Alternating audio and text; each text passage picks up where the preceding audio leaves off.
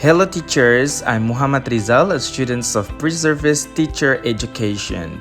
In this video, I would like to share my experience teaching English at SMPN 5 Bogor based on the teaching at the right level approach. I started my teaching by designing a lesson plan based on the students' profiling and consulting my lesson plan with my supervisor. Therefore, my lesson will focus on the students' needs and how to improve the students' potential based on their individual development.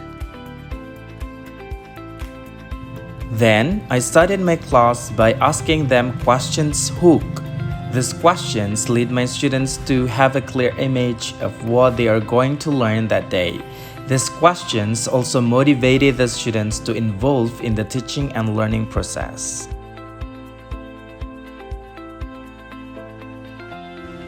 After knowing the students' characteristics, I conducted a diagnostic assessment to measure my students' background knowledge on a specific topic that I'm going to deliver.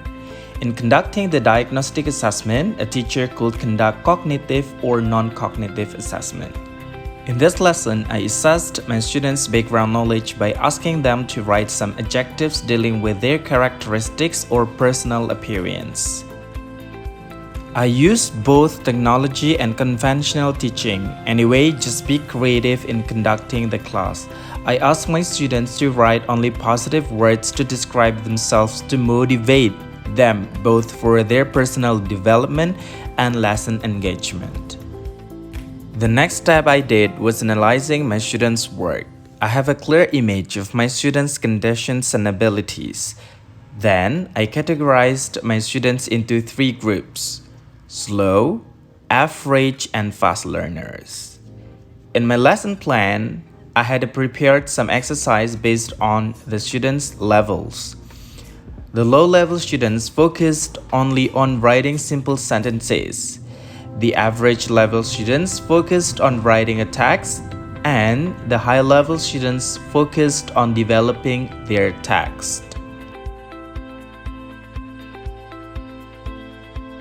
The top 5 students became the leader of the team, and they can choose other students to become their team members.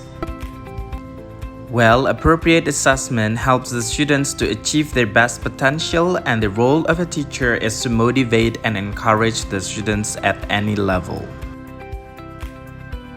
In the group work section, they have to work in a group to write a descriptive text. Then, they presented their work in front of the class. In this section, a teacher can move from one group to another group to give assistance and make sure that everybody works and involves in the group discussion.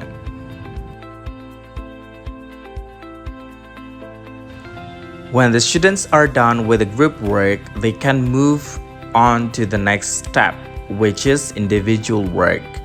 Again, the teacher should move around to assist any students in need.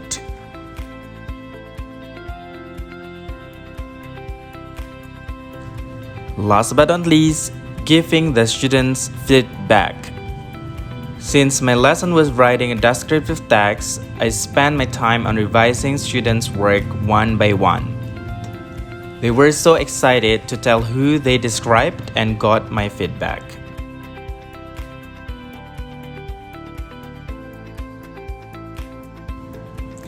Teachers can also use the assessment results for the future learning, so we can decide what kind of activities and assessment would be better.